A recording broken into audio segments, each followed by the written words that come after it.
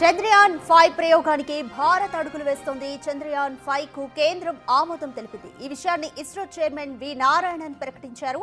చంద్రయాన్ 3లో 25 కిలోల ప్రజ్ఞాన్ రోవర్ను చంద్రునిపై దించారు ఇస్రో శాస్త్రవేత్తలు.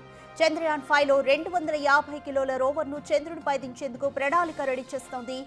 జపాన్ సహకారంతో మిషన్ చంద్రయాన్ 5ను చేపట్టనున్నారు. చంద్రయాన్ 5 విజయం అయిన తర్వాత చంద్రయాన్ 4 మిషన్ను చేపట్టనున్నారు.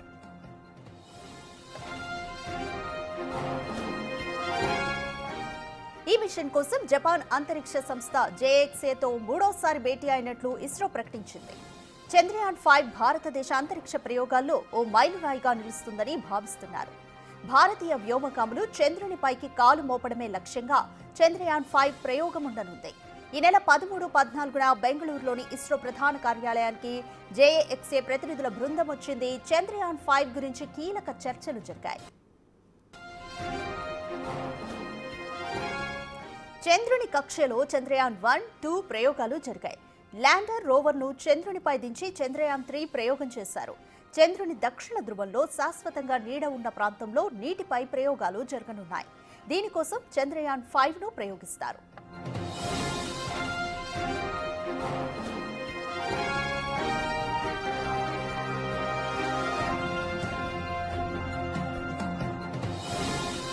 ఇంకా మోర్ డీటెయిల్స్ మా ఇన్పుట్ ఎడిటర్ పవన్ కుమార్ అందిస్తారు. పవన్ కుమార్, చంద్రయాన్ 1, 2 ప్రయోగాలు అయితే మాత్రం చంద్రుని కక్ష వరకు జరిగాయి. చంద్రయాన్ 3 చూసుకుంటే మాత్రం ల్యాండర్ను రోవర్ పై చంద్రుని నీడలో ఉన్న దగ్గర దించారు. అక్కడ కూడా సక్సెస్ అయ్యారు. చంద్రయాన్ 5 ప్రత్యేకతలు ఏంటి, ప్రధాన ఉద్దేశం ఏంటి? మరో కీలక మైలురాయిని దాటేందుకు ఇస్రో సిద్ధమవుతుందని చెప్పాలి. కొద్ది రోజుల క్రితమే చంద్రయాన్ 5కి కేంద్రం కూడా ఆమోదం తెలిపింది. జపాన్ సహకారంతో ఈ చంద్రయాన్ 5ని చేపట్టబోతున్నారు. చంద్రయాన్ 3లో ఏదైతే 25 కేజీల రోవర్ను చంద్రునిపైకి పంపించారో ఈసారి ఏకంగా 250 కిలోల రోవర్ను ఆ చంద్రునిపైకి పంపడానికి అధికారులు సిద్ధం చేస్తున్నారు. వాస్తవానికి చంద్రునిపైన ఉపరితలాన్ని అధ్యయనం చేసేందుకే వరుసగా చంద్రయాన్ ప్రయోగాలను ఇస్రో చేపడుతుంది. మొదటిగా 2008లో మొదటిసారిగా చంద్రయాన్ 1ను అక్కడ ఉన్న కెమికల్స్ కావచ్చు, ఇతర మినరల్స్, ఫోటో జియోలాజికల్ మ్యాపింగ్ అంతా కూడా మొదటి చంద్రయాన్ ద్వారా తీసుకున్నారు. అట్లనే చంద్రయాన్ 2 చివరి నిమిషంలో కొంతగా ఇబ్బంది పెట్టిన 98% విజయం సాధించింది. కేవలం 2% అనుకున్న విధంగా సక్సెస్ కాలేదు. కానీ ఆన్బోర్డ్ హై రెజల్యూషన్ కెమెరాని అక్కడ ఉండడంతో అది ఇప్పటికీ కూడా ప్రతిరోజు వందలాది ఫోటోలను అక్కడి నుంచి పంపుతూ ఉంది. ఇక చంద్రయాన్ 3 సంగతి మనందరికీ తెలిసిందే. చాలా చారిత్రాత్మక విజయం. దాదాపుగా 2023 ఆగస్టున అక్కడికి విక్రమ్ అనే రోవర్ని అక్కడికి దించారు. ల్యాండర్ రోవర్ని అక్కడికి దించారు. దాన్ని విజయవంతంగా చేశారు. ఇప్పుడు జపాన్ సహకారంతో చంద్రయాన్ 5ని అత్యంత ప్రతిష్టాత్మకంగా అక్కడ దించడానికి తీసుకెళ్తూ ఉన్నారు. జపాన్తో కలిసి ఈ చంద్రయాన్ 5ని అటు ప్రయోగించడానికి సిద్ధమవుతున్న పరిస్థితి అయితే ఉంది. ఖచ్చితంగా ఇది ఇస్రో చంద్రయాన్ పరిశోధనల్లో మరో మైలురాయి కానుంది.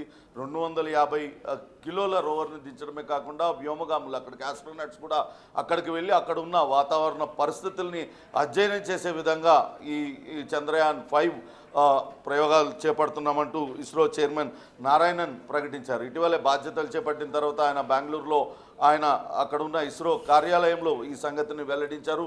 కేంద్రం ఆమోదం తెలిపిన విషయాన్ని, అట్లనే జపాన్ స్పేస్ సెంటర్ వాళ్ళతో కలిసి ఏ రకంగా ముందుకెళ్ళబోతుంది చెప్పారు.